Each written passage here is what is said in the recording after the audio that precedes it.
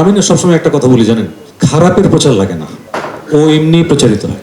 ভালোর গায়ে মাথায় হাত বুলাতে হয়, ভালোকে একটু আদর করতে হয়, ভালোকে একটু ওকে একটু আদর্শ হাত দিতে হয়, এটা ভালোটা বেড়ে ওঠে।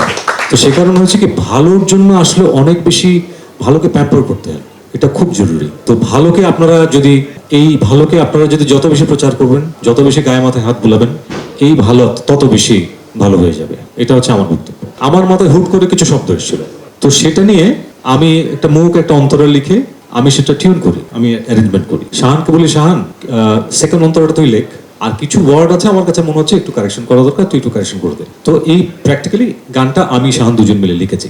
এই গানটা যখন আমি উজ্জ্বলকে শোনাই, উজ্জ্বল কিছুক্ষণ চুপচাপ বসে থাকলো। তখন আমরা গল্প করছি, আড্ডা দিচ্ছি। আমাকে উজ্জ্বল বললো যে, দাদা আপনি আমাকে 3টা দিন সময় দেন। আমি ঠিক আছে দিলাম।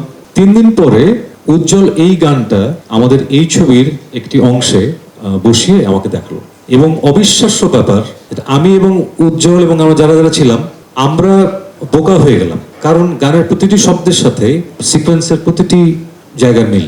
মনে হচ্ছে যে এই জায়গার জন্যই গানটা করা হয়েছিল, এবং সে কারণে আমি বললাম যে এটা কিভাবে সম্ভব, এটা তো হওয়ার কথা না। তো এটা আমার কাছে খুব বিস্ময়কর একটি ব্যাপার ছিল, এবং খুব ইন্টারেস্টিং।